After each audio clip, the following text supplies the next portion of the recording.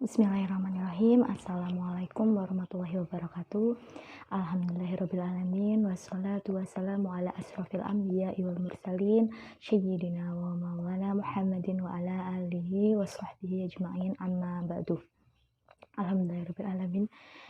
Alhamdulillah kita masih diberi kesehatan sehingga saya dapat membuat video ini dan teman-teman juga bisa menonton video ini.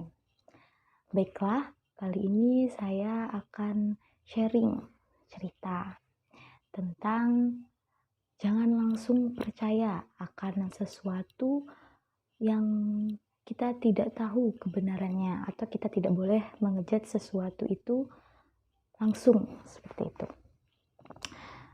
Sekarang ini di dunia digital tentu banyak sekali ya berita hoax gitu, berita bohong.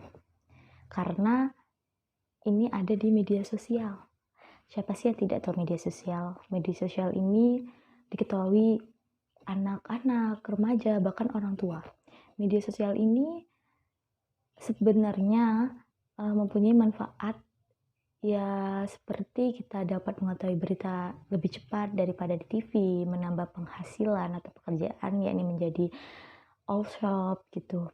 Kemudian kita dapat berbagi ilmu dengan mudah seperti sekarang ini, dan masih banyak lagi hal positifnya.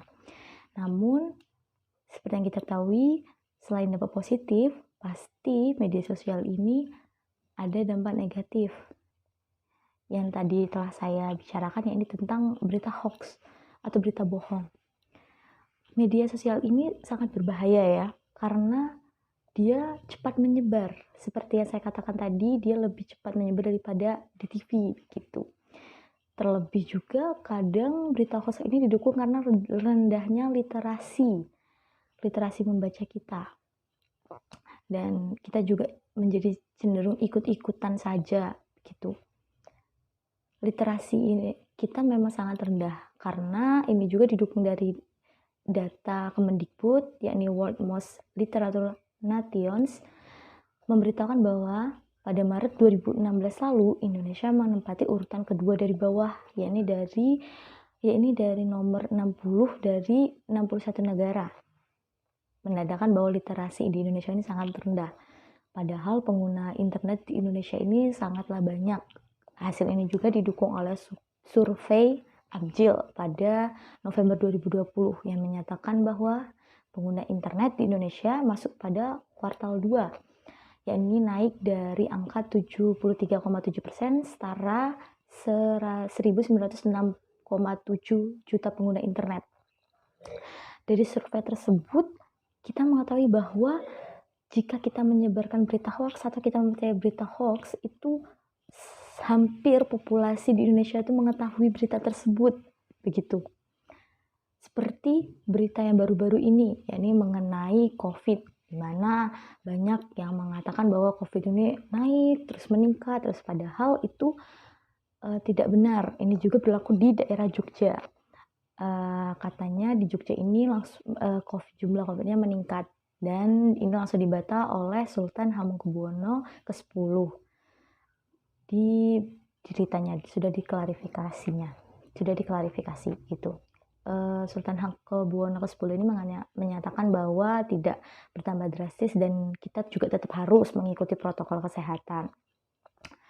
Selain itu masih banyak ya berita hoax ini, banyak sekali, seperti gejala COVID Omicron, di mana katanya muka breakout, rambut rontok, pusing dan segalanya. Padahal itu gejala-gejala itu belum diumumkan oleh Kemenkes ataupun oleh pemerintah seperti itu.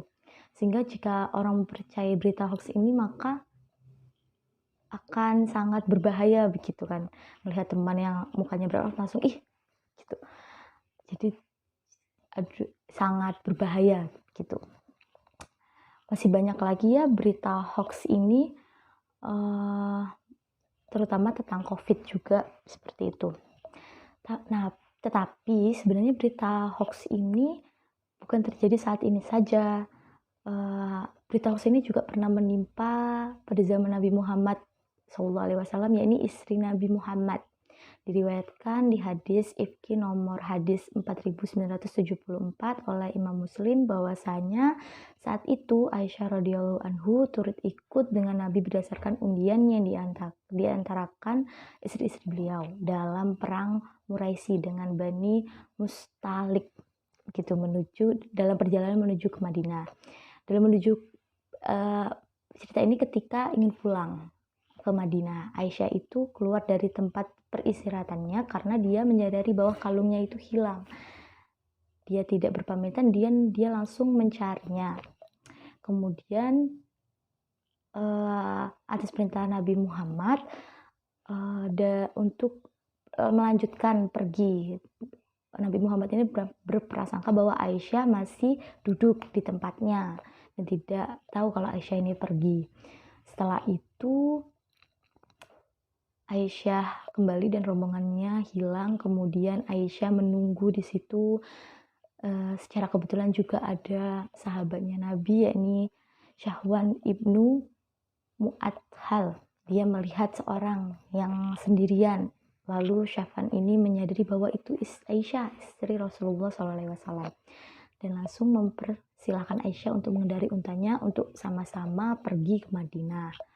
Setelah di Madinah, orang-orang melihat mereka, kemudian membicarakannya.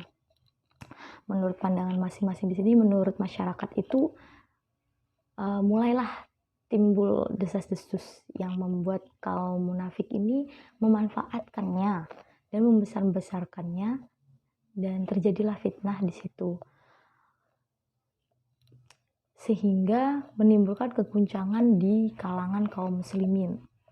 Sebulan penuh Aisyah dan Nabi Muhammad SAW merasakan kepedihan akibat ulah orang-orang munafik ini.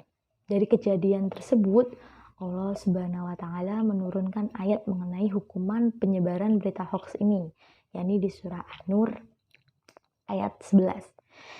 Innallazina ja'u bi'ilki usbatum minkum la tahsabuhu syarral lakum bal huwa khairul lakum likulli imri'in minhum maktasaba minal itsm walazi tawalla kibrahu minhum lahu adzabun azim.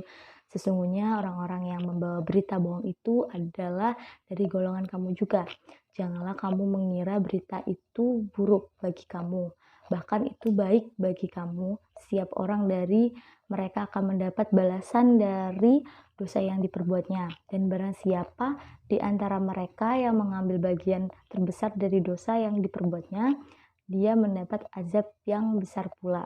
Kemudian di ayat 15 yakni istalaqawnahu bi alsinatikum wa taquluna bi afwahikum ma laysa lakum bihi ilmu wal tashabunahu hayyina wa huwa indalillahil azim. Artinya, ingatlah ketika kamu menerima berita bohong itu dari mulut ke mulut, dan kamu katakan dengan mulutmu apa yang tidak kamu ketahui sedikit pun, dan kamu menghadapkannya remeh, padahal dalam perbuatan Allah itu sangatlah besar. Kemudian di ayat 19, innalladzina yuhibbuna al-tasyi'al fahisyatu falizina amanu lahum azabun alimun fid dunya wal akhirah wallahu ya'lamu wa antum la ta'lamun. Yang artinya sesungguhnya orang-orang yang ingin agar perbuatan yang sangat keji itu, berita bohong, tersiar di kalangan orang-orang yang beriman. Mereka mendapat azab yang pedih di dunia maupun di akhirat, dan Allah mengetahui yang sedang kamu tidak ketahui. Ini juga terdapat di dalam hadis riwayat Imam Muslim. Rasulullah SAW bersabda, cukuplah seseorang dianggap berbohong apabila dia menceritakan semua yang ia dengar. Dari Al-Quran dan hadis ini juga kita tahu ya bahwa terdapat karakteristik orang yang menyebarkan berita hoax atau ciri-ciri orang yang menebarkan berita hoax, dan ini hukumannya sangat berat ya, sudah dijelaskan di surat An-Nur tadi. Maka sebagai sama muslim sebaiknya kita harus mengatasi ini, yakni yang pertama yaitu cermat terhadap judul berita yang menarik namun provokatif. Maksudnya jangan langsung mudah terprovokasi dengan judul yang hanya menarik untuk dibahas saja. Namun untuk beritanya itu entah benar entah tidak, seperti itu. Jangan langsung mengejudge itu tadi. Karena seperti yang kita tahu, ketika kita membaca judul yang menarik, kita langsung melihatnya, padahal itu belum tentu benar, seperti itu. Kemudian, agar kita terhindar dari ciri-ciri orang yang menyebarkan berita hoax itu, terdapat lagi solusinya, yakni yang nomor 2, tentang kita cermat dalam mengamati sumber berita atau asal-usul sumber berita ini. Kita harus cermat, dimana apakah berita ini jelas atau hanya tulisan yang belum tentu kebenarannya. Yang ketiga, cermat dalam menyikapi berita. Ketika kita tidak yakin dengan kebenarannya, kita tidak boleh langsung menyebarkan berita begitu saja, apalagi tidak ada bukti ya, seperti itu, seperti yang kita ketahui itu.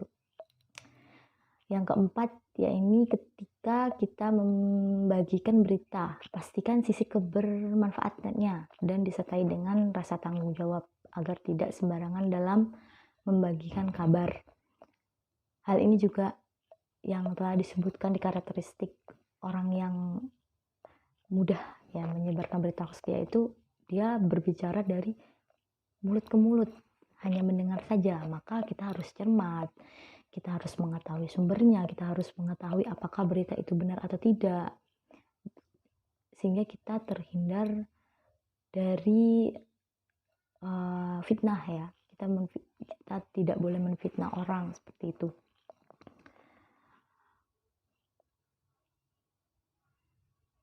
Begitulah solusi yang dapat saya katakan, begitulah sharing cerita yang saya bisa sharing ke teman-teman semua, bahwa kita harus bijak, kita harus cermat, seperti itu.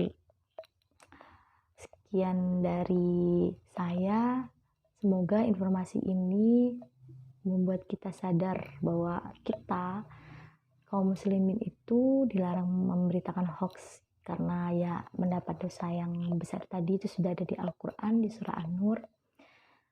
Dan kita juga harus menjadi individu yang cerdas, seperti itu, tidak langsung menerima sebuah berita.